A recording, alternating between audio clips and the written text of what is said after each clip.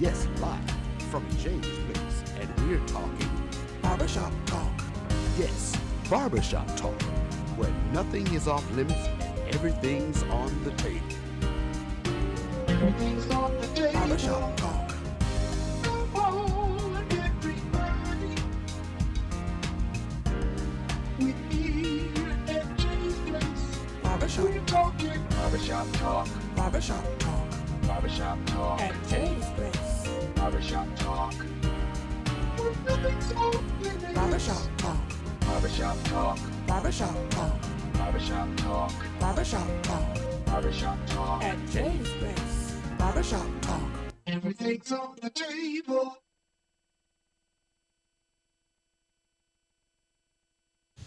Barbershop Talk live here at Jay's Place, Barbershop 1927 Island Road. Today is Wednesday. A special day as always, but today is a special day. We have a chance to talk to our guests. Today is another day I ask you to keep tuning in to Barbershop Talk Live. Listen, tell your friend, tell your enemies, tell your neighbors, tell your co-workers to tune in to Barbershop Talk Live. We are always live each and every Wednesday at 6 o'clock. We are live on Facebook, and we are also live on YouTube, and you also catch us on Spotify. So thank you for tuning in to Barbershop Talk Live. We're going to have a great old-fashioned, like the old folks say, a good old conversation with our special guests. But listen, before we go any further and introduce our guests, we want to give a shout-out to the people that put this program together. Who I'm referring to, I'm talking about my good friend Demetrius Johnson. If you don't know Demetrius Johnson, shame on you. I'm telling you, she got a product that is tearing the CSRA up. Beverly's Body Butter, what she has is whipped scented shea butter. Right here in Augusta, Georgia, she has all different type of flavors: mint, coconut, tropical paradise, island paradise, coconut. Give her a call at 706-564-5335. Again, that's 706-564-5335. You got TikTok, she got TikTok. Hit her up on TikTok. You need the products. Melon Queen 1976 again. Beverly's Body Butter. Demetrius Johnson right here in the CSRA. Also, CSRA, you need your lawn cut, your grass maintained, your pond maintained, trees cut, or demolition work. Give my good friend Alan Odom a call at Pond Maintenance right here in Augusta, Georgia. His number is 706-294-8493. And again, that's 706-294-8493. Again, Alan Odom with Pond Maintenance. Tell him John Milton from Jay's Place Barbershop Talk Live. Say, give him you a call and you need your deal. Give him a call. Great service, great price. You would not be disappointed in the service. Also, CSRA, if you have a black business right here in the CSRA, you want to improve your business, you want to enhance your business, you want to grow your business, get on the phone, get on the website, go to mygabc.org. The Black Chamber of Commerce, they are looking for members to join. Again, it's mygabc.org. Black Chamber of Commerce right here in the CSRA, looking for you, and especially you to become a member, again, to expand your business, grow your business, not only for you, not only for your kids, but it's for your generation. So do that for yourself. Again, that's mygabc.org, the Black Chamber of Commerce right here in Augusta, Georgia. Also, CSRA, don't forget about April the 27th. Speak Up Sis is right here in Augusta, Georgia. They're doing a Red Charity Gala brunch. Again, that's Angel Wright. You can also see her at speakupsis.org, speakupsis.com. Sign up, get all the information that she has. Again, that's Saturday, April the 27th, right here in Augusta, Georgia. Speakupsis.org, or you can stop by the Speak Up Sis Empowerment Center right there on Rashburn Road. She'll be looking forward to seeing you. Tell her John from Jay's Place Barbershop Talk Live. Say, I'm coming to see you. Also, CSRA, if you haven't heard, if you don't know about it, if you ain't seen it, shame on you. What am I talking about? I'm talking about an old school 70s party. Right here, Jerry. Right here, Jerry. I'm talking about Gerald. All you all that's watching. Right here in Augusta, Georgia. Old school 70s party at Augusta Common. If you haven't got your ticket, I'm going to bust your face. Get your ticket to go to the old school 70s party right here in Augusta Common this Saturday. Doors open at 3 o'clock. The show starts at 4. Who I've got on the stage? I got Linwood Holmes, Sounds Unlimited Band, Troy Jackson, South Atlantic Band, Nelson Curry, the Sugar Shack Band. I also got Matthew Davis and the Matthews Davis Band, hosted by your very own Selena Soul right here, Magic 100.9. I'm telling you, CSRA, get your Afro wigs, get your bell bottoms, get your stacks, get your doggone flannel shirts. Listen, I just got word that Red Cross Slim will be in the building.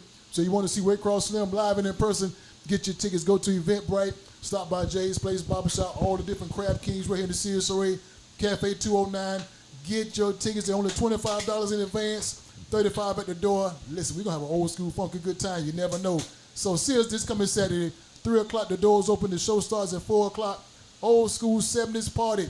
This is an angelic community resource development fundraiser where we specialize in HIV testing, HIV education, and HIV awareness. So I'm talking to you, and especially you.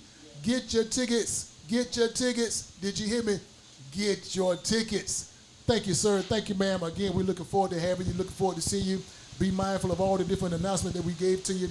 Be mindful of all the different business that we talked about. Be mindful, have your face in the place. Make, as the old folks say, govern yourselves accordingly.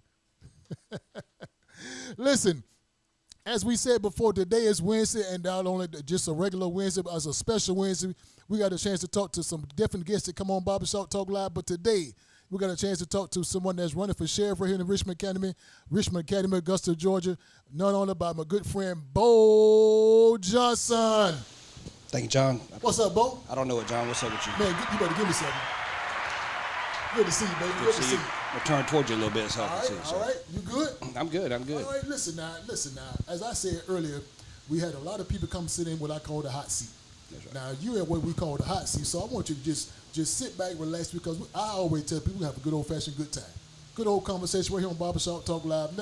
Nothing special, nothing crazy, nothing out of order. We just having a conversation. You cool with that? Absolutely. All right, well, listen, I'm going to get comfortable. Can I get comfortable? Get comfortable. Let's do it. Take these glasses off and get comfortable. So, Bo, if you haven't had a chance to watch Barbershop Talk Live in your crazy busy schedule, I understand. But if you had a chance to watch Barbershop Talk Live, you know we go all over the place. We go up south, we go down north, we go east and west, we go anywhere in this conversation, and we just to get a chance to know who you are, know what your thoughts are, know what your views are, and just to see who that person is, so the people that's on the other side of that camera could get a chance to know that person just a little bit better. You understand what I'm saying? I understand what you're saying. Sounds good. So this is what I want to do, Bo. I always get a chance to, before I bring the people in the hot seat, this is what I call the hot seat. I got you. Before I bring the people into the hot seat, I got to check them out myself. I got a pretty good staff behind the camera that do also checking also. So we collaborate on the information that we got. Gotcha. And you check the boxes. That means you good. That's good to know. That's good. That means you good. That's good. So again, as we did our collaboration on these information that we found out about you, we say you good, bring them on the show. So now, we good. But for the people that's behind that camera that don't know who Bo Johnson is, I want you to look into that camera and tell the CSRA Barbershop Talk Live world, who is Bo Johnson? Well, usually when people ask me, John, who I am, first thing I let them know is I'm just a poor old country boy. Grew up on a dirt road on a small farm outside of Blythe, Georgia. Lived in a 2-bedroom house, shared my bedroom with my brother and my sister until I was about 12 years old. My parents divorced, kind of all went our separate ways at that time. I ended up living with my grandparents, and my grandparents ended up raising me. Grandmother was retired postmaster. My grandfather was retired civil service at Fort Gordon. He had been a World War II combat vet. He was a combat engineer, as a matter of fact. So they kept me grounded. I had a good foundation in the church, and I owe a lot to my grandparents, definitely. So. Okay. Now, did I hear Blythe? Blythe. Blythe, that's still Burke County. Well, some of it's in Burke County and some of it's in Richmond County. Okay. I think Blythe is one of 2 or 3 cities in the state of Georgia that actually incorporate more than one county, and Blythe is definitely one of them. Okay. All right. Big ups to Blythe. All right, Blythe. Hey, now, give it up to Blythe. Since you say where you from, do you know where I'm from? Well, I think you're from right here. Well, no, I'm from a big little town called Waycross, Georgia. Oh, Waycross, okay. Alligator country.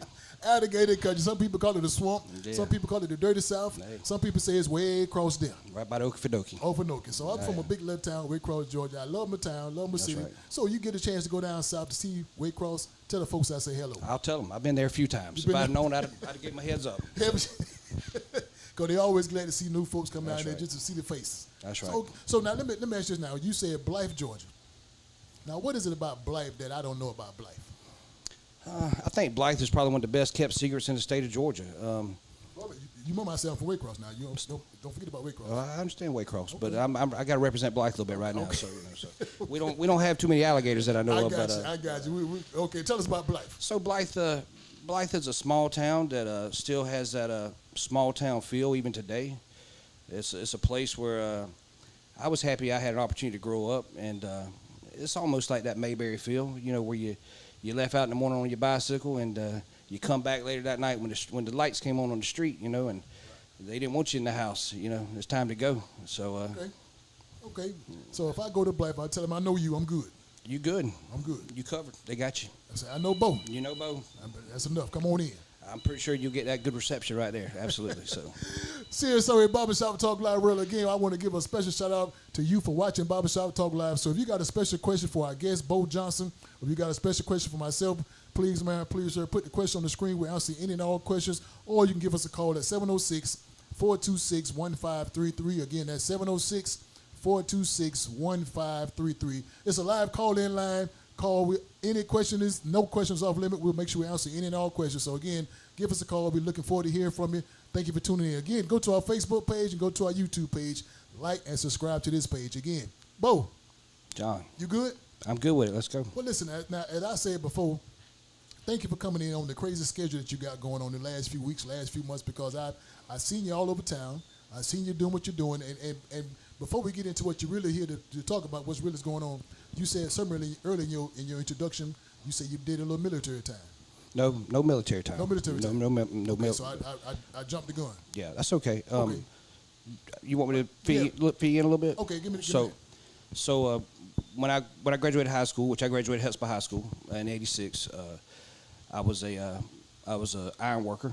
So I've worked with my hands for years. I still weld and fabricate today. All them nice little frames around my signs, I built those. Oh, you did the frames. I built them frames. Okay. That's right. Me and my wife. So we work well together. We're a good team. So. Okay. But shortly when I came back, I had worked up north. I was in New York. I was in Philadelphia. I was in Jersey City. I was up there for about a year or so. Come back home. Just really wasn't a lot of work here as far as construction. And at that time, and so at the time, Sheriff Webster was looking to hire deputies. I had 4 years of JROTC in high school, and I enjoyed that, and I planned on going in the military anyway. And but my back then you go in on the buddy plan, and my buddy that I was going to go in, we had decided we're going to go in and we're just going to be Rangers, we're going to be Rangers. Like it was that easy. So anyway, I got real sick. I couldn't go in at that time, and my buddy had already signed, and he ended up going in, and he became a Ranger. And so we still best friends this day. He lives out in Denver, Colorado. And so anyway, with that being said, I ended up joining the Sheriff Department. I was 1989. I was 19 years old. I hired in under Sheriff Webster, which was great sheriff, very down to earth. And my time there, I spent time mostly on special operations. I worked for Housing Authority. I was on Housing Authority for a long time, so I worked all over the county as far as that goes. For a while there, I worked in the I worked at the training center, and I was instructor at the training center. I was an instructor at the post-mandate academy, and I was on the SWAT team for about 8 years, I guess. I served as a sniper while I was there, and then for a short time I went to the Marshals Department, and what we all know now is their enforcement division. I was on that first team, and myself and about 3 others helped stand that up, and it's still, from what I understand, is still a successful team to this day. So. Okay, now, Bo, I think you gave us a whole lot in that short introduction. But what I want to do, if you don't mind, can I go back? Yeah, that's right. We'll break it down. Let's go. Let me go back. I want to go back, and something I heard that you said that I didn't know y'all do in Blythe so well. You say you played football, but you came to Hesper High?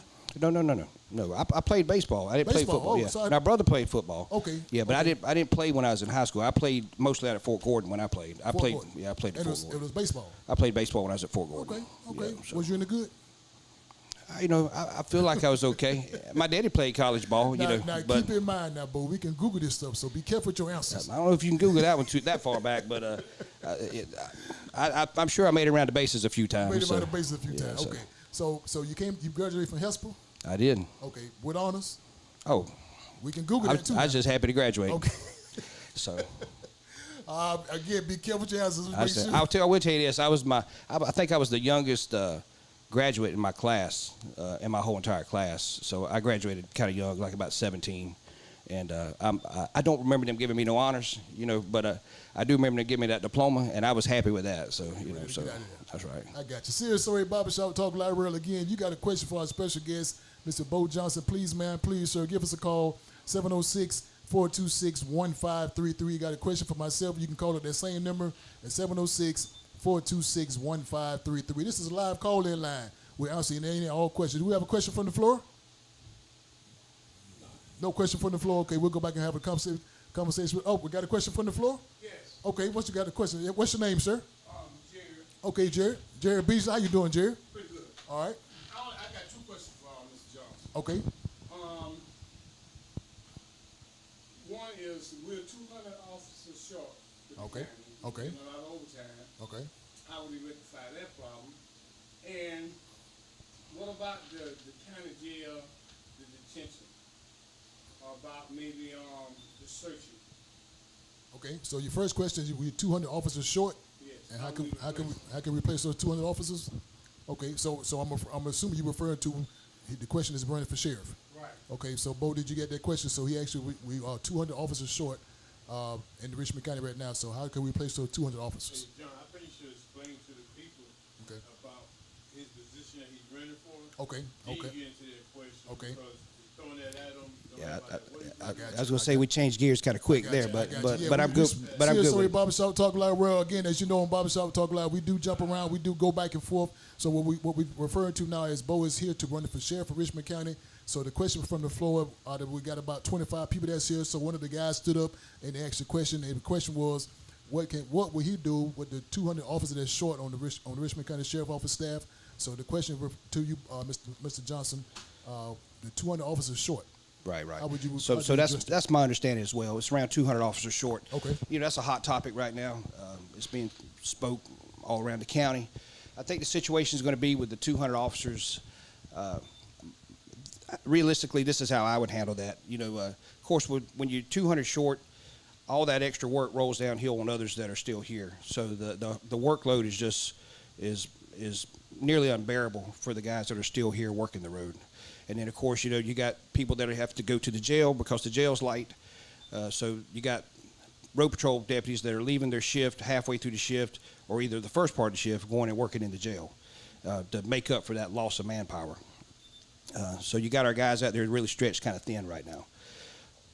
The only way to solve that is we've got to get the manpower back up. We've got to start aggressively recruiting. We got to throw a lot of resources at our recruiting team and recruit these people that we're going to need for the future. My suggestion is, and several others, is that in order to make up that difference of 200 people, we're going to have to start recruiting aggressively, and we're going to look at, as far as I'm looking at right now, we're looking at the military and using the GI Bill, and we're working with some veterans that are associated with that program, well versed with that program, and going out and recruiting young professionals to come back here to Richmond County. So in order to recruit young professional people, we're going to have to send young professional officers out to recruit them.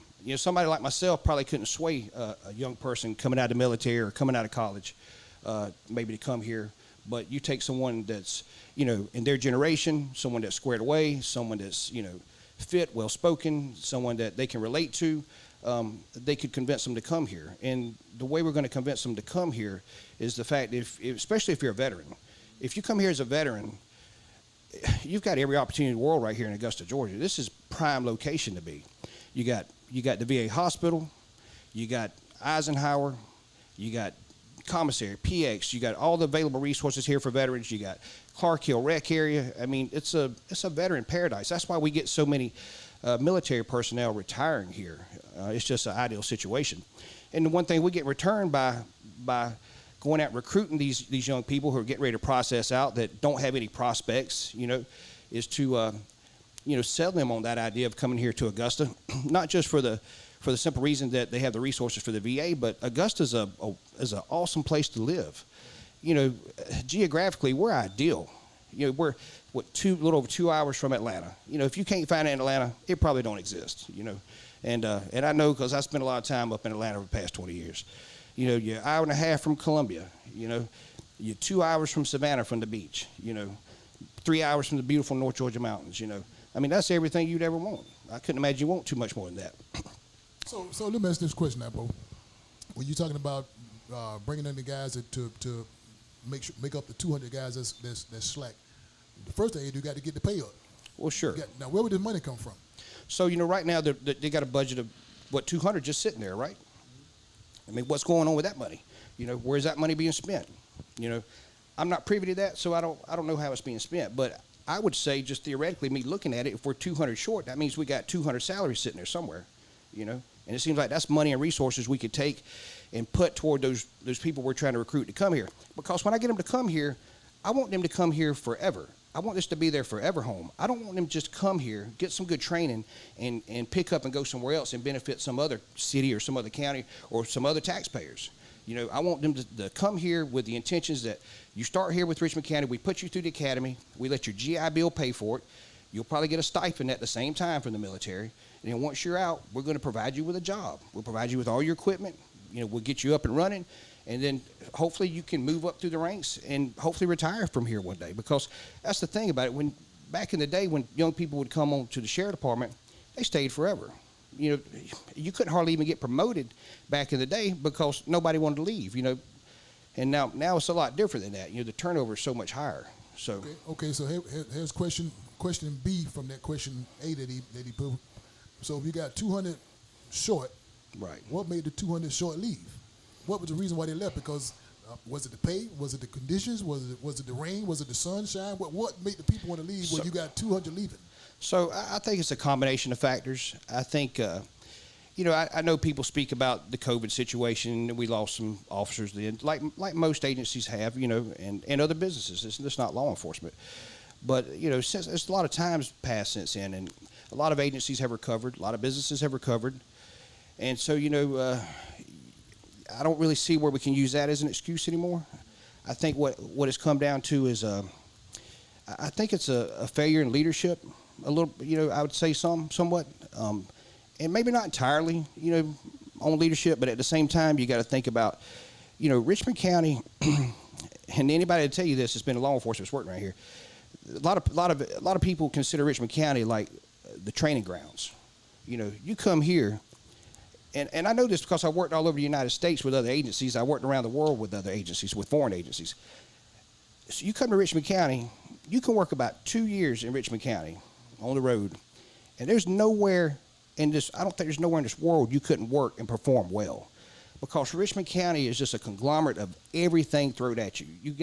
You experience everything here when it comes to law enforcement, and at a pretty high volume as well. So you come here, you get that experience, and next thing you know, other agencies start poaching you. They want you to come work for them, and that's what happens. They'll offer them a little bit more money, offer them a little better benefits, so they'll pick up and leave. And on one hand, you can't blame them for wanting to better themselves, because it's all about your family. Trying to take care of your family, and you got to think about your finances. But that doesn't help us or benefit us as the taxpayer, because we're the losers. We're the one losing out. So, right. Okay. There's in a way that I heard you said other agencies be poking at the young officers. There's in a way that or have Augusta Sheriff Department or leadership, if you will, try to compete with other agencies by keeping the other deputies here. So. Massive benefits you're trying to give them. So, as far as trying to keep them here, the only way you're gonna keep deputies here and keep them grounded here and want to stay here is just like you said earlier. You're gonna have to up the pay. I mean, plain and simple. Listen, it's sad to think that a young deputy, whether it be a male or a female, they got a family, and they're barely surviving.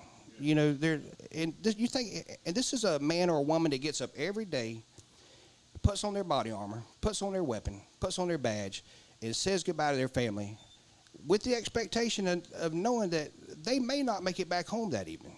This may be the last time we see each other. And look what they're making. I mean, come on. I mean, it's sad. People that go out and, people say, well, they choose that. Yeah, you're right. They did choose that. They chose that profession. They chose to serve others at a disadvantage to themselves, And I think although they're held to a higher standard, I think since they are held to a higher standard, I think they should. I think they deserve a little more respect. I do, no doubt. Okay, let me ask you this now, Bo. Again, the question is 200 officers short. So if you trying to bring those 200 officers back to fill those 200 officers, what type of training would you is in place to do that? So are we taking them off to another city to train them and bring them back here, or what type of training ground are we going through to get those officers here to the point where we can rely on those officers?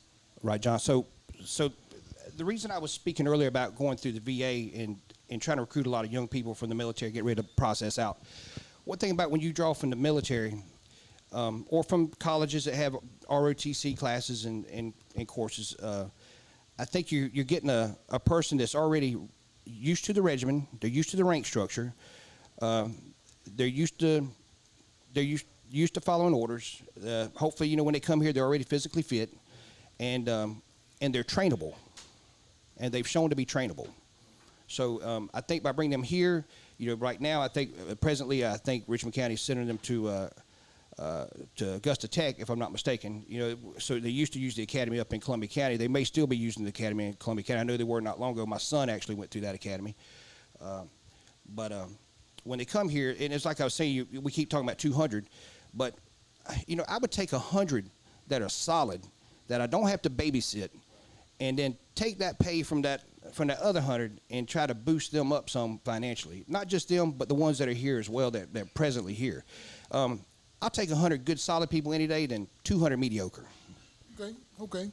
CSOA Barbershop Talk Live again. You got a special question for our special guest, Mr. Bo Johnson. Please, ma'am, please, sir, put the question on the screen, or you give us a call. We'll answer any and all questions. And again, the number is 706-426-1533. That's 706-426-1533. Bo, I got to pay a bill. Go pay it, John. Can I pay a bill? You can. We got to get these bills paid.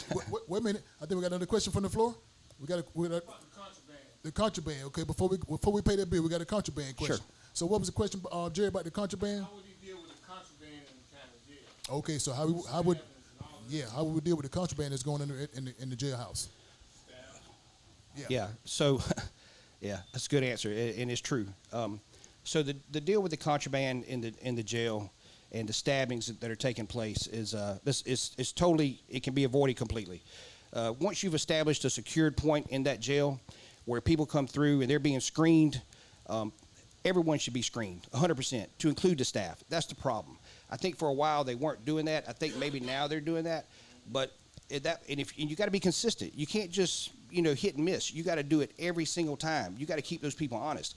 It's just like I said before. Once I come on, I'm gonna try to. We're gonna set up a jailer's class, which they have a course now, but I want to add more time to it. I want to put more emphasis on it. I want to bring in more professionals that deal with that specific job, which is dealing with corrections and so forth. And by doing so, we really got to drill into their head, how detrimental it is to them, career-wise, and to their freedom if they decide to violate policy by smuggling contraband into the jail. And that's just all. That's how it happens. I mean, somebody's bringing it in, and it's not the inmates because they're locked up. And we see that by the deputies that have been fired over the past few years. I mean, it's crazy and sad at the same time to see how many people, just fall into that category of being suckered in by someone on the inside and just breaking their oath. It's years ago you never would have dreamed of bringing that kind of embarrassment on yourself or on the sheriff's department or on the sheriff. And it just doesn't seem to be an issue now. So I think that, once again, I think that's a reflection on leadership. So. Okay. Well, again, Bo, I appreciate the answer, and I appreciate the question coming from the floor, Mr. Jared. Thank you. And I was surprised that Jared got that question in because we got 27 people, and he had to fight through 27 people to get that question answered. So that guy's. You got to give him credit, right? You got to give him credit.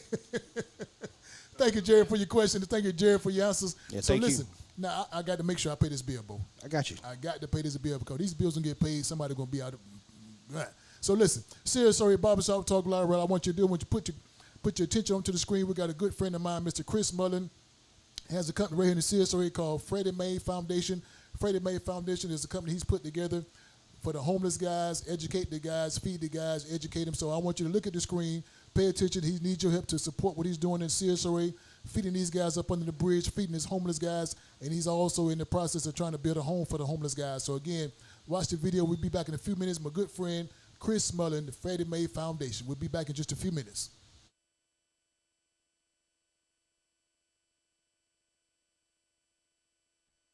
Hello, I'm Christopher Mullins, the founder and CEO of the Freddie Mae Foundation. Since 2017, we've helped men who've been abused, battered, addicted to drugs and alcohol, and we aid their children. I'm challenging you today because we need your help in raising $25,000 towards the Reclaiming My Manhood program. On phase 1 of this initiative, we would like to clear out a parcel of land that was gifted to us. During phase 2 of this initiative, we will build the Mullins House, in which we will provide financial literacy, mentorship, job training, veteran resources, and create stable housing for our men and our children. In the community, we have cultivated many partnerships. However, our greatest partner is you. We ask that you help these men that are in need. No contribution is too great nor too small. Here are the many ways that you can get involved and donate to the Reclaiming My Manhood program. Thank you.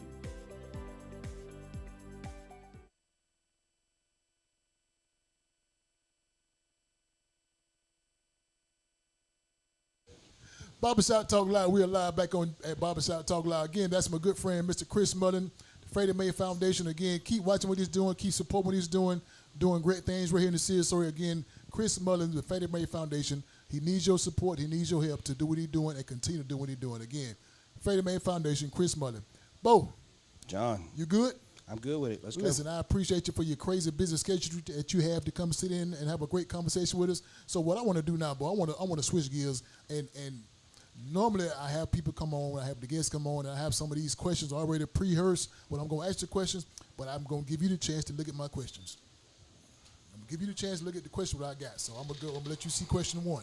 Yes, sir. So we're going to start with question 1. So Okay. Question 1 says, now that you are actually in the position that you're running for Richmond County Sheriff, which is a big job, a big task to overcome, a big job to get in position to become. So now for the ones that don't know, the people that's watching on Barbershop Talk Live World, they want to know, what is the job of a sheriff?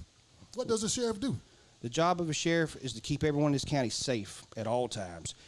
The job of a sheriff is to keep your family safe, keep your children safe in schools, keep your family safe in their homes, keep them safe in churches, keep them safe in their communities. There's no reason why anyone in this county shouldn't feel safe at all times at any particular part of this county. Sheriff's job. I mean, he's here to make sure his deputies, follow policy and procedure, make sure they're out doing their duties, make sure they're out doing their jobs, following up on them. His duties also, of course, with the jail here. We're kind of unique in a lot of ways, where we do have we do most of the policing for the whole entire county, and we have control of the jails or the detention center as well.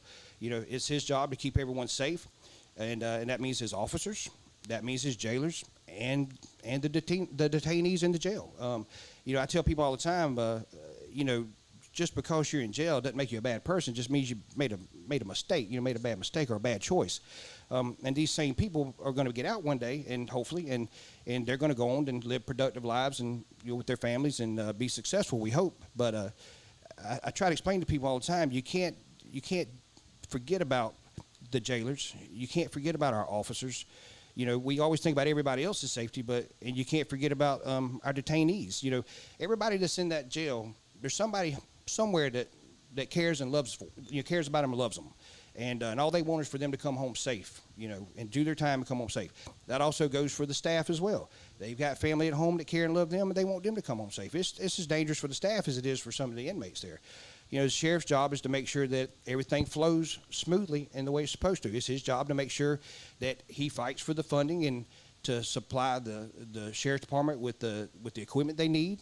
It's his job to work with the county commissioners, work with the DA, work with the solicitor, whatever it takes. It's the sheriff's job to make things work. The sheriff needs to be a good people person. He needs to be able to communicate well with others, and he needs to be able to express, how he feels about things and what he needs, and he needs to be able to do it in a professional manner and at the same time, in a personal manner. So let people, understand that, the sheriff is it's a unique position. You know, people look toward the sheriff to do a lot of different things, but his main goal here is just to keep everyone safe, and not just everyone that lives here, but other people that transit through here as well. You know, we got a lot of tourists here. We got a lot of military personnel that may not be here very long, and it's his job to protect them just like it is anyone else that lives here. So. Okay. So I guess the sheriff job is to two S's. Two S's. One S is you say keep everybody safe. Sure. And the other S, I guess I'm gonna make this up myself. Can I make this other S up myself? Go ahead. Let's I'm hear gonna make this other S up. The other S is serve. Absolutely. So we're gonna have the secure safety, and we're also gonna serve. Absolutely. So when I hear the word serve coming from a potential sheriff, what kind of serve would you be able to give to the public? So I think when it comes down to serving others, it's whatever that person needs at that time when you serve them. You know, the old adage of serve and protect, I mean, that's true. I think service is the biggest part of that, though. You know, I'll give you a prime example. Back when I was on the sheriff department here, we got a call to an elderly lady's house. We didn't really know what the call was for, so I arrived there, and I had a rider at the time, you know, which would have been a younger deputy, you know, as I was the FTO. And I responded, and the elderly lady came to the door, and I asked her, I said, ma'am, did you call? And she said, yeah, I called. I said, well, what can we help you with? You know, what's the problem? She's like, my trash can is out back, and it's way too heavy for me to pull out front to the road. I said, I got you. And I went back there. I moved her trash can up to the road. I asked her, was there anything else she needed? She said, no, I'm good. She said, it's just too heavy for me. I said, all right, well, we're good. And so that young deputy asked me, he says, we don't do that, do we? I said, we do it today, you know. And you're going to do it every time you need to help somebody. You know, the law enforcement side of it, you know, yeah, they need that. Everybody needs that. But at the same time, they need that personal touch to know that you care about them. And that you're willing to take that extra step or take that extra effort to do what it takes to get the job done. Plain and simple. Okay. Again, Sirius Array, if you got a question for our special guest, Mr. Bo Johnson, please, man, give us a call. Also, the same question for myself. Give us a call, 706-426-1533. Bo, I got a question for you. And it just come off the hip. This wasn't even on the list. You can see it's not on the list. Yeah. So my question is, all the different things you've done.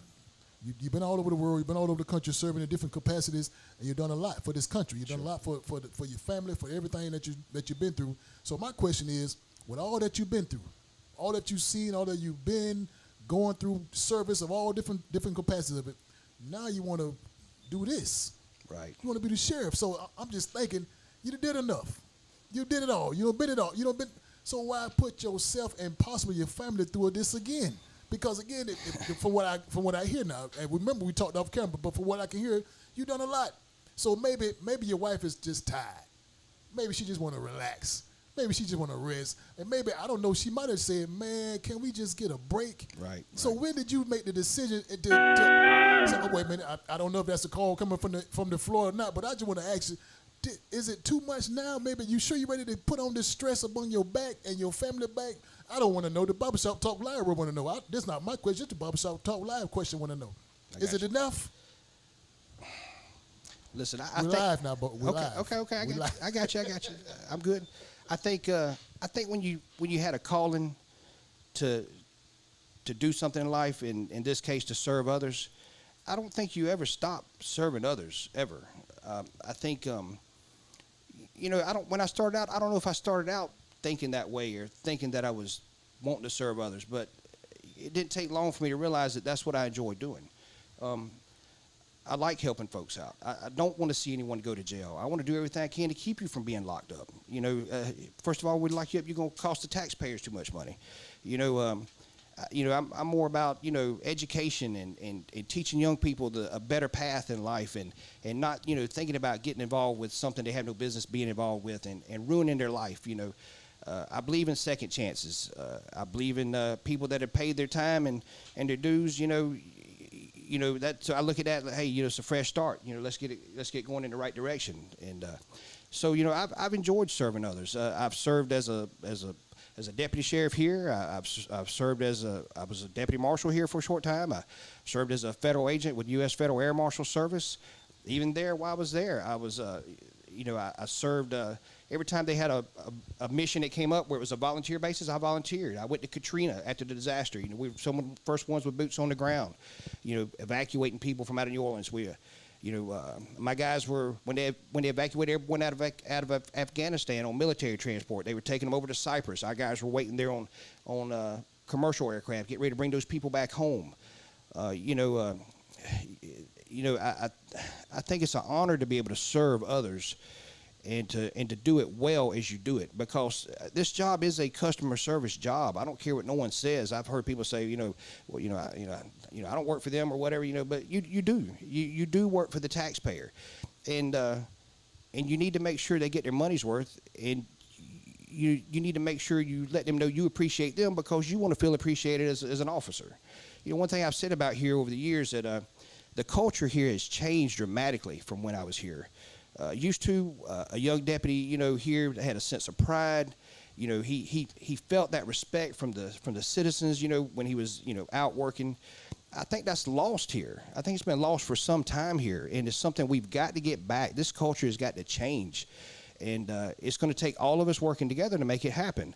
I've even spoke with my staff that, when we get in, that one of the first things I want to do is we're going to have some classes on how to talk to folks, and as I explained to people before, when a deputy encounters somebody, he needs to be respectful. He needs to treat this man or woman like this is his grandmother, his grandfather, his daughter, his son, because that's what you would expect in return, so you need to be able to put that out there the same way.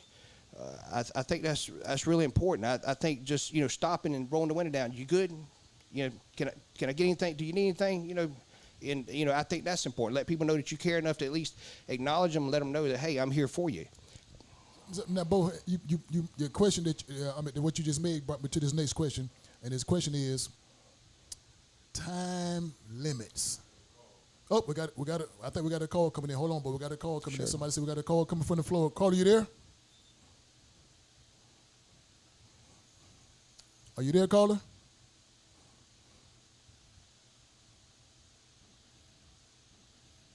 Can I speak? Yes, sir. What's your name? What's your question? Okay, this is Brother Garcia. I'm calling. I want to know if he's a registered Democrat or is he just misrepresenting who he is by saying he's a Democrat and he's never voted for a Democrat. Because transparency is everything for as I'm concerned. If you can't represent who you really are, then how are you going to represent Augusta? Okay. By operating in falsehood. So I want to know what he really is and how he's voted previously. Okay, Bo. I think the question Did you get that? Your question: are you a registered Democrat? That's what the question, Mr. Brother. You say, Brother Garcia. And yes, sir. And have you voted democratically for the president and what have you? I don't want you coming up here saying that you're a Democrat because this is predominantly Democratic area, Augusta. So I don't want you to do that just to try to win votes and fool people. That's what I don't want. Okay. You get the question? Because I believe in nonpartisan. You got it? Yes. I think the question was, is he a registered Democrat and has he voted in the Democratic elections? Okay. I can answer. Okay. So first of all, I think as a sheriff, it shouldn't matter what party you represent. I think you represent everybody in this county that depends on you as a sheriff. I have voted Democrat. I've voted Republican. I've voted Libertarian at times. I vote for the man that I think at that time, his ideology aligns with mine. So as far as representing a particular party, I don't buy that. It's as a sheriff, if I show up at your house and you got somebody in your house with a gun, you gonna ask me if I'm a Democrat? You gonna ask me if I'm a Republican? You gonna ask me if I'm a Libertarian? And if I say no, I'm not a Republican, and you're a Republican, and you want me to leave, or you want me to come on in and handle your problem? So that's gonna be up to you to decide. But it shouldn't matter. But I voted across all party lines. I think the deal is, I'm sorry, I don't have a mic. For what I'm hearing, how, like you said, face change now. Sure. If you watch watch a lot of these different skits on these different social media. Maybe true, maybe false. Who knows? You get a black guy encounter a white guy, and an officer pull up. The first person they gonna assume who did it gonna be the black guy, and that's what I'm assuming that he was getting at. I don't even know who the guy is. Yeah. But that's what I'm assuming. Well, Because like you said earlier, it doesn't matter if you're Republican or Right. Democrat. You just want a situation to swap. sure. Exactly. So- but understand where he's coming from, though. Yeah. So so if that's the way you think, that's your prerogative, right? But if I respond to a call, I'm looking for whoever I think the threat is at the time. I don't care if they're black. I don't care if they're white. I don't care if they're Asian, Hispanic. I'm looking for a threat. If I start looking at color, I'll end up dead. You know what I'm saying? It's just not something I do. I don't buy into all that. I never have. Some people do. If that works for you, then God bless you. But it don't work for me. Exactly. Okay. That's what you want to hear. Yeah. Okay, I got you. It is epidemic with that. Okay, That okay. he said. I got you. So let me go back what I was talking to earlier, Bo, when I was mentioning time limits. And when I mean time limits, should there be, and this just barbershop talk live question that Sure, come from the community, should we have time limits on the leaders? And I know we got the 3 years, the 4 years, all that kind of stuff. When they get in office, they got a certain time limit. But I'm just wondering, should we have a time limit on the leaders to the point where if they don't do the things that we put them in it to do by a certain time, we can either vote them out or what's the word? Get them expelled out or impeach and all that kind of stuff. Right. So if they're in it for 4 years, maybe we give them 2 years to see some kind of change, see some kind of drastic change in the community or in the staff or whatever. So is that possible? Is that doable in your opinion? Because again, we're looking for somebody to come in here, do some things that we know should have been done or should not have happened. But now from the whole 4 years, for the whole 8 years, or however long that person in office, we don't see the change. We don't see the drastic improvements. So should we have the time limits? Not term limits, but time limits. You give you a certain amount of time. I got you. Did that make any sense? Oh, it makes sense. Barbershop talk live question. I don't want to know. The people want to know. Okay. So let's say this. So, our situation here is kind of unique. We got a lot of issues right now in Richmond County. Okay. We got issues with the shortage of the manpower. We got issues with the jail. I'd appreciate if you gave me a little more than 2 years to work on it. You know what I'm saying? But I'm just talking about this barbershop talk. I know. Okay. But I understand what you're saying. I mean, listen, if a man's not doing his job, there should be some type of recourse that you can at least put him in check, no doubt, right? And if it comes to the fact where you have to dismiss him or put him out, then it is what it is. Oh, I think we got a call. Got a call from the floor? Okay. Yes. Yes, we do have a call. Okay, yes. What's your question, Okay. ma'am? And what's your name? Thank you for the forum. My name is Sister Sharon. The reason why I'm calling is because we had an incident when a Republican decided to run as a Democrat for sheriff. He did not win. So the previous caller asked about this particular candidate's party association. He did not answer that question. He said, we want to know, point blank and blatantly, did you vote for Trump? That's what we're asking. We're asking, are you really a registered Republican that switched over? Because it's happened before. And that's what we want. We want the transparency because people do it all the time. I'll just run for a Democrat because that's what I need to do for this particular race. And that's my question. Okay, so your question, what's your name? And I don't want to hear that. It doesn't matter. I'm Sister Sharon. It's not about if I come into your house to protect you. Do you want me to say if I'm a Republican, Libertarian, or Democrat? That's not the question. Most police are not asked their party. They're not asked that. So that is hypothetical, and that's skirting the issue, really. I think that was kind of elementary for him to even assume that someone would consider asking whether the police officer that was coming to serve was a Republican or Democrat. That's not a good response. That's not being transparent. Please have him to answer the question frankly and with integrity. Okay, ma'am. Thank you. What's your name, ma'am? My name is Sister Sharon. Mr. Sharon. Okay, so your question is, did he vote for Trump? That's one. Yes, I want to know what his voting record is. Not that you voted for this time Democrat, or that if you don't want a police officer to be asked, or a police officer is not asked if you're a Democrat or Republican, if they're coming to help you. That's not the question. The question is, what is your true party affiliation? Okay. And I know you have one because we all do. Okay. Thank you. All right. Thank you, ma'am, for your question. And keep watching Barbershop Talk Live and tell your friends to tune in also. So, Bo, the question is. I sure will. I know the question. Thank you for your service, sir. All right. Thank you, ma'am. Okay. Okay, Bo, the question. Yeah, so, once again, so that's the beauty of being an American. I can vote however I want to, whenever it's time to vote. I can vote for whoever I agree with at the time. Whether it's President Obama, whether it's President Trump, whether it's President Biden, whoever it may be at the time. Same thing right here with local elections. I've voted across party lines on many occasions. I can vote who I want to whenever that comes up, and it's my business, just like it's your business. I'm running as a Democrat. I have voted for Democrats on many occasions. I'm not running as a Republican, but I have voted for Republicans at times, just like I have voted for Libertarians at times. I think that Libertarian vote was kind of not the best thing to do because I think I threw my vote away on that one. But yeah, so, and you say, it's elementary, you're talking about that's hypothetical. No, ma'am, that's not hypothetical at all. I promise you that.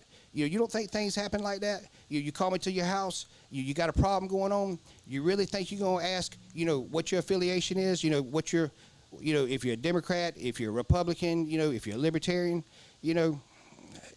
Once again, I'm not buying into that. I mean, you can if you want to, but I'm not going to. I'm here to serve everyone, and I'm here to serve you. I'll serve you however whatever you need. That's what I'm here as a sheriff, to make sure that you get the service that you deserve and that you pay for as a taxpayer. And I promise you, once I'm in, you'll get that service. You won't have to look around for somebody. You won't have to wait and see if they show up, or if they show up, at all, or if they show up super late, because that's the issue we got going on right now. As far as right now, hey, is it making a difference for you right now? What the party line is of the sheriff? Are you getting better service? I don't know what to tell you, but I don't see it. Sister Sharon, thank you for calling in. Please, ma'am, please, sir, keep calling in with the questions. We'll be glad to answer all questions. No question is off limit. The number again is 706-426-1533. Again, that's a live call-in number. You can talk to our guests. Any question, no questions off the table. We'll answer any and all questions. Bo, I got another question I want to make sure. Oh, we got another question from the floor? Yeah, got a question from the floor? You got a question. Okay, question number one. Okay. Edward Keaton Rice. Okay. Hey, what's up, Ed? He said, with all the misconduct, crime, and gang affiliation amongst the school system, do you have any ideas to help decrease these issues which hinder the educators from completing their or his or her job? Okay. Okay. Learners from learning and staying focused within a safe environment. Okay, so the question, I think what I'm referring to, Ed, thank you for tuning in, Ed. Appreciate you for watching Barbershop Talk Live. So, Bo, the question I think Ed was referring to, with all the things that's going on in the school system, what is your plan? What is your ideas to decrease some of the problems that the kids are having or causing in the school system, so the teachers cannot teach the way they should be teaching or the way they want to teach the kids that's trying to learn? So, what ideas, what things that you would do if you become sheriff could decrease all of the bad activity? Yeah, make the school safer, and, a better environment for the kids and for the teachers trying to teach those kids. So, first of all, everybody deserves to be safe, no matter where they are in this county, whether you're in a classroom, whether you're in a church, whether you're out on the street. Our school teachers need to be safe at all times. They're serving us in that capacity, and God bless them for doing it. And if you got children in there that are being disruptive, I say, hey, we'll go ahead and get them in the alternative school. We got it. Hey, listen, if you can't get along, then that's just the way it is. We'll pull you out. It's not my job as the sheriff to do that. That's the Board of Education. But I tell you what, I'll work hand in hand with Board of Education. I'll make sure that we give them every available resource that we have and their officers to help them, deal with any situation they have. My mother was a school teacher at one time. I wouldn't want her to go to school and have to worry about, her safety and worry about somebody jumping on her or some other child or your child or my child. Yeah, look, if you can't act right, then we'll find a place for you. That's just the way it is. If you think I'm going to let you sit in some classroom and disturb some child who's trying to make something of themselves, then you got another thing coming. I don't care if that's your child or you're that child listening right now.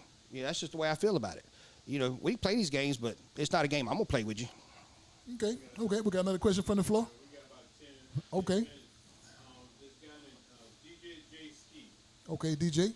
He said, why the police don't have a mental health division, or do they even have a mental health division? So is he referring for the people out on the street or for officers? I think we're referring to the officer. I don't know. I don't know. So, I don't know if you got one for the street. Is it different? So I guess the question from that caller is why don't they have a mental health division? Because I guess the way I'm interpreted with the workload and the chaotic situation that the officers are dealing with, maybe all the stress, maybe they need someone to talk to. Maybe they need some type of division where they can go and just release and just relax and get the problems off their chest. So is there something that can possibly put in place? Yes. So there is something in place. It's referred to as peer support. It's ran by former deputies that are here in Richmond County. A lot of deputies that have been through some pretty tragic situations in their career, and now these guys are mentoring to a lot of officers that need that assistance and that help. So we do have something in place. Do we need to throw more resources at it? Maybe we do. It's a struggle to be a police officer. It's a lot involved. Yeah. I think we got another caller coming in. Caller, you there? Are you there, caller? Yeah, I'm here. What's going on? Hey, how you doing, sir? What's your name? What's your comment? What's your question? Yeah, cut your way down just a little bit, sir. Hey, this is Mr. Shabazz Ali. What's your name? Caller, you there? Okay, caller, if you get a chance, give us a call back at 706-426-1533. Sorry we had to drop the line, but give us a call back. We'll try to make sure we answer your question. Bo, let me ask you this question, too, while we're waiting on that caller to give us a call back. You never know what's going to happen. Never know. You never know. We're going to go to sleep, wake up, whatever's going to happen, how the day can go about, whatever can happen. So now what if you don't win the sheriff race this time? What if it just doesn't work out? So if that's the case, it don't work out for you, Bo, what's next for Bo? What would Bo do here in the CSRA? So I retired in May of 22 as a senior agent for the Federal Air Marshal Service. I was working with the FBI Joint Terrorism Task Force and Viper team.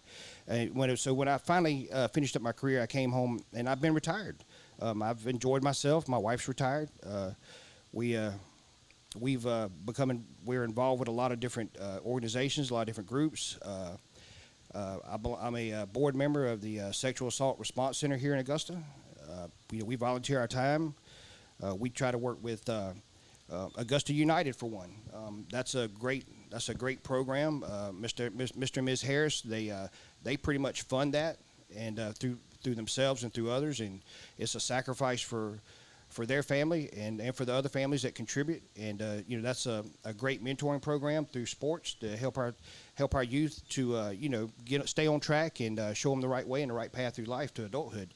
We've got other community leaders as well that are advocates. Of course, I tell people all the time that I've got a good friend of mine. He's a youth advocate, and not every community leader is an elected official. Not every community leader has a title by their name. They're just good, solid people that are want the best for their communities and want the best for their youth, and they're working toward to helping to make that happen.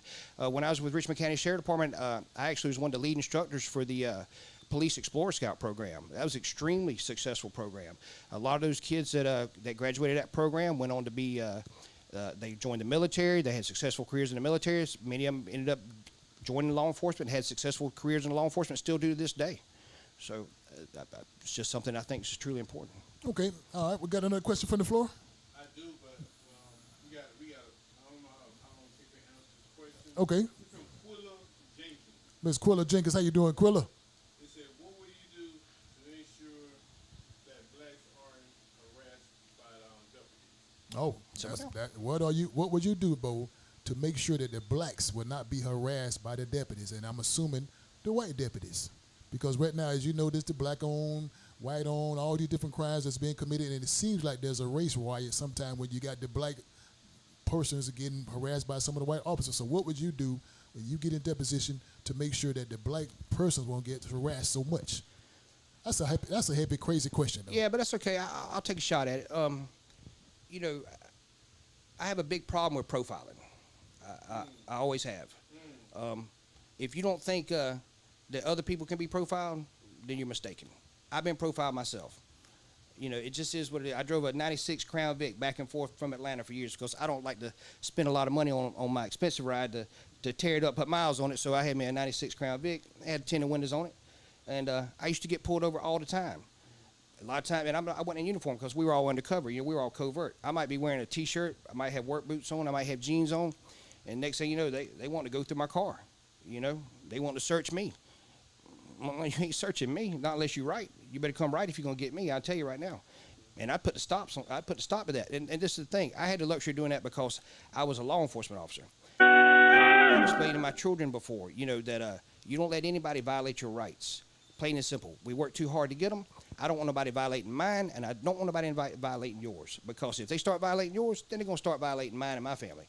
So it ain't going to happen. I'm a big proponent against profiling.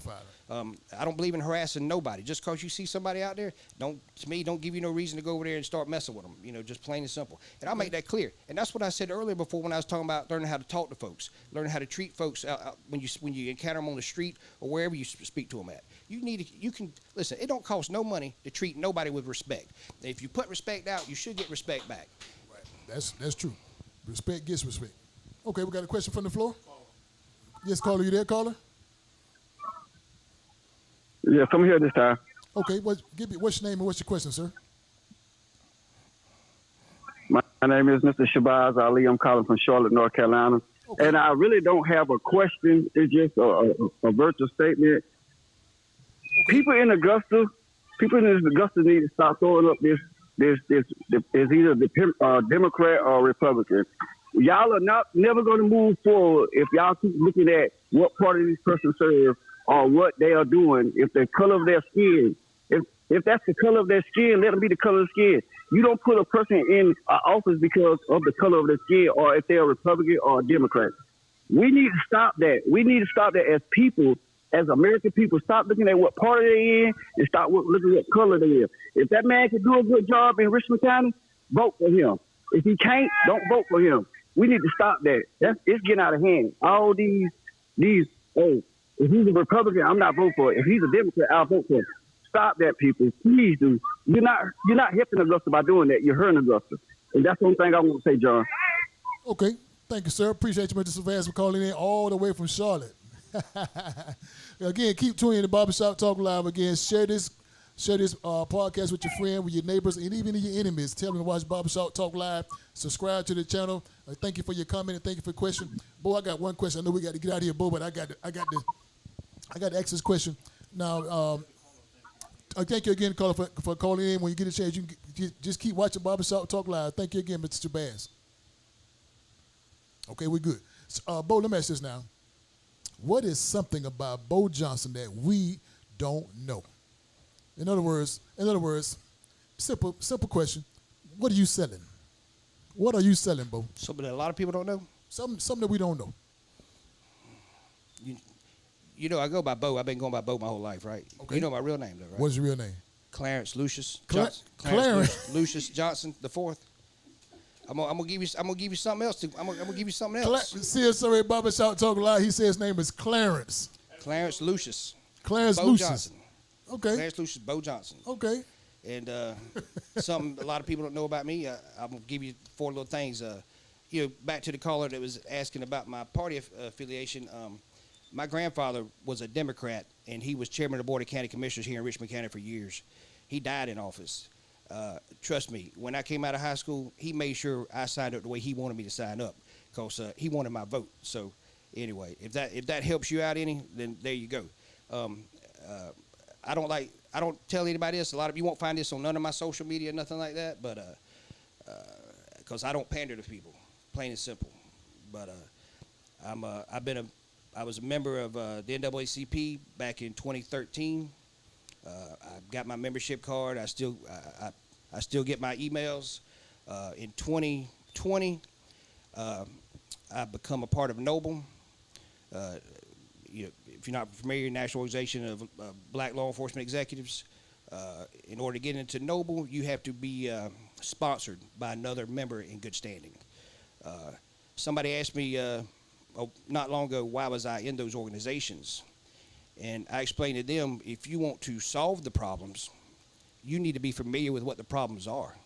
And I felt like that was the best way for me to be a part of that. And the people that wanted me in Noble to be a member, they knew how I was. They knew the kind of person I was. They knew I was a fair person, and they sponsored me to be a part of Noble. So I'm not active in it, anymore since I retired. But yeah, that's probably some things people don't know about me. So. Okay. Again, CSA Barbershop Talk Live. Well, again, if you got a question for our special guest, Mr. Clarence Lucius, Bo Johnson. Clarence Lucius, please, man, please, sir, put the question on the screen or give us a call. I want to thank Bo for coming in, and you had a tough task because they was on you. Hey, that's all right. They were on you. Seriously, it don't get no easier. They was on you now. That's again, okay. I got him. Again, when it's live, it's live. Hey, I take care of myself. When it's Listen, do we got another caller? We got another caller coming in? We good? Any more questions coming from the floor? We good? Okay, Bo, I want to thank you. Clarence. That's all right. Lucius. I answer by all. Lucius, Clarence, Lucius. Want to thank you, CSR, for tuning in to Barbershop Talk Live again. May the 21st. May 21st. Early voting starts April 29th. April 29th, early voting start. That's right. May 21st is the date. If we end up in a runoff, we're looking at 3 weeks after that. So, okay. But can I say something real quick? I just like to thank all the callers that called in. I appreciate you taking the time to call and ask questions, and I appreciate you for allowing me to come on the show. So. Okay. Now, Bo, don't say this. Don't listen to this, Bo. I want to talk to that guy that's over there with the green shirt and the other guy with the headphones on. I want to ask them guys give me about 1.5 minutes, one and a half, about 2 minutes, because I got a question that has been. It's been stirred in my spirit. You know how sometimes it's stirred in your spirit. It's been stirred in my spirit, so I got to get it out my spirit. Come on with it. It's got to be a good one. Let's hear it. Here you go now. You've been here, retired. You've been around the world. You did all this. So now, Bo, Clarence, Lucius, why run for the sheriff now? Because, again, you've been around. You see what's been going on this year. So you've seen all the good and the bad that we had to offer for the citizens and for the visitors and for the tourists. Sure. What make you want to get out here and run now? Some people say, nah, this ain't me, Bo. Okay. This ain't me. This Barbershop Talk Live. Okay. No, this ain't me. I'm good on it. Come on with it. Some people say you getting in to split the vote. Because I'm getting to split the vote. Split the votes. This ain't me. This the people that's Barbershop Talk Live. No. Okay, I understand, John. So I'm just trying to make sure. How about this? Okay. I ain't in it to split nobody's vote. Okay. I'm in it to get your vote, everybody's vote. I'm in it to win it. You in it to win? I ain't in this just to try to split some vote. I'm in it to win it. And if y'all split, if my opposition split their vote, that's on them. But I'm going after the citizens. I want everybody to vote for me. I want everybody to know that I'm here for you as a sheriff. I want you to know that you're going to have a voice in the sheriff's department. I've reached out to a lot of the minority communities that never get spoke to. I've reached out to the Filipino community here in Augusta. There's like 200 families. I've reached out to the Augusta Korean Association. I've sat down with these people as well and spoke to them and listened to what their issues were. This is what I do. I'm a people person. I want to find out what your problem is. I can't take care of your problem until I know what it is. So that's why I reach out to everyone. Anybody that knows me and has known me for a long time, I'll tell them real quick, and they'll tell you the same thing. I can show you better than I can tell you. Plain and simple. Okay. CSR Barbershop Talk Live World again. Thank you for tuning in to our special episode, special presentation tonight, and a special conversation with our guests, Clarence, Lucius, Bo Johnson, in that order. So I thank you for tuning in to Barbershop Talk Live. Listen, next week in our hot seat, next week on Barbershop Talk Live, William Harris. William Harris will be right here in the hot seat. He's going to ask for your support. He's running for commissioner also. So until next week, tune in, Barbershop Talk Live. We'll be right here in the hot seat. Mr. William Harris, we need your views, need your eyes, need your ears. Again, give us a call. You have a question at 706-426-1533. Like and subscribe to our YouTube page. Like and subscribe to our Facebook page. Thank you for tuning in. Listen, Bo, before we go, I got to give you a challenge. Go ahead, John. Let's get it. I got to give you a challenge. This is my challenge flag that I give to each and every person that get into the chair. So you are no exception. This is the real challenge flag. When this red flag drops on the floor, that's when the challenge has to be commenced to you. Are you ready for this challenge, Bo? Let's do it. Let's go. All right. Now, so what you want me to do? There's your challenge flag. Now, the CSRA Barbershop Talk Live World, people behind that screen, I'm challenging you. You're being challenged to be one of the best citizens that we have seen in this CSRA. So if the good Lord willing, that's what they say in Waycross. If Waycross says good Lord willing, and the creek don't rise, and you do become the next sheriff of Richmond County, we want to make sure that you are visible.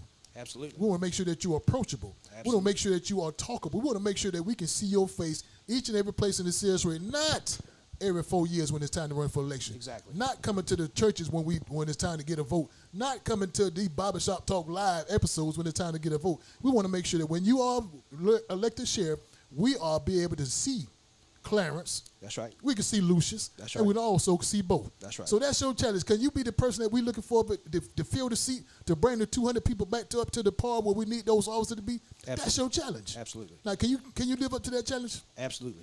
You want? I'm not hard to find. I'm like Dion. I'm not hard to find. You ain't hard to find. No, sir. I'm not hard to CSO find. Barbershop Talk Live, Bo said he is not hard to find. So, and again, like they say in Waycross, if the creek don't rise, and if the law is willing, you become the sheriff, we will make sure that you're not hard to find.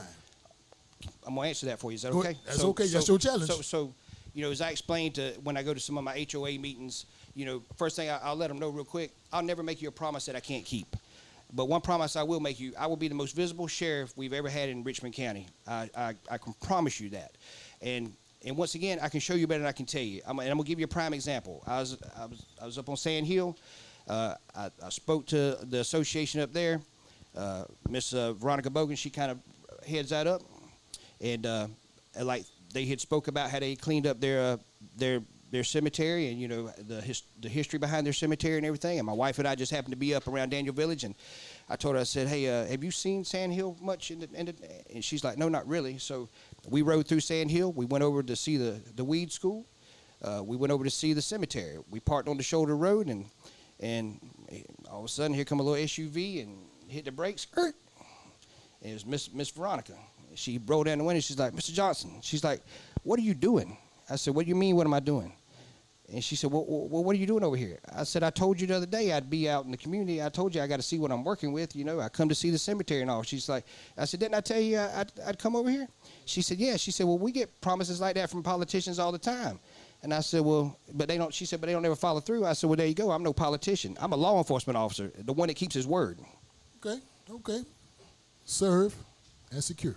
That's it. Okay, CSO Barbershop Talk Live World again. He's been challenged. Now, if you don't mind, can I challenge you, CSO Barbershop Talk Live World? I want to challenge you. Listen, I got in my hand, again, thank good Lord for the Lowe's Home Improvement Center. I got another $25 gift card from Lowe's right here in the CSOA, and this card will go to you.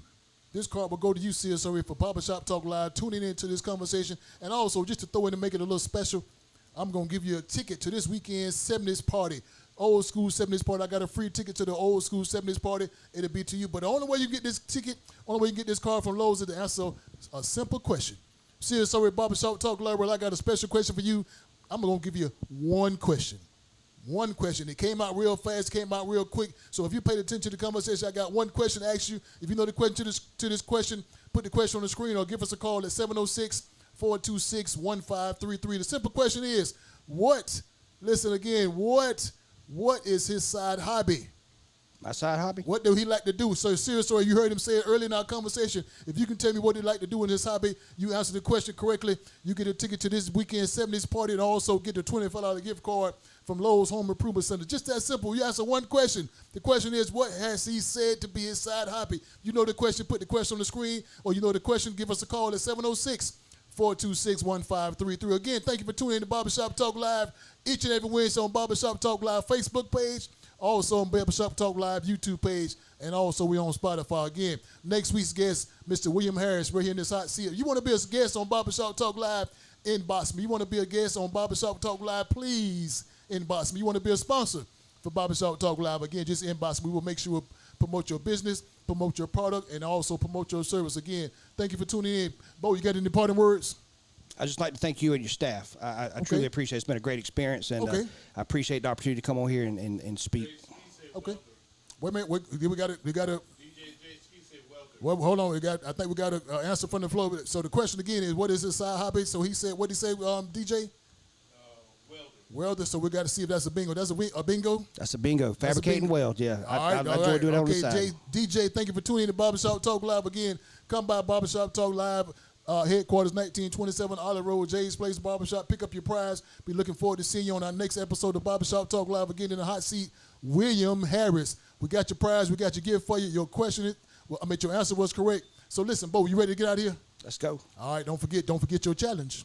I ain't forgot my challenge. Seriously, don't forget his challenge. Don't forget to put his foot on the carpet. Anything he say, he got to live up to it. So don't let him misuse you. Don't forget to vote. Don't forget to vote. May the 21st with the vote. Again, May the 21st, looking for you. So whatever you do, make sure you vote. Again, Barbershop Talk Live is live. We'll see you next week. Bo, you ready to get out of here? Let's go. Listen, do what I do, Bo. Come on, we got to do what I do. You ready?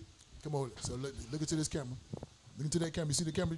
I see. All right, CSRE Barbershop Talk Live. Listen, see you later.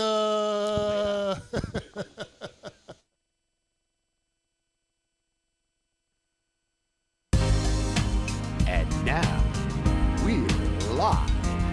Yes, live from James Place. And we're talking Barbershop Talk.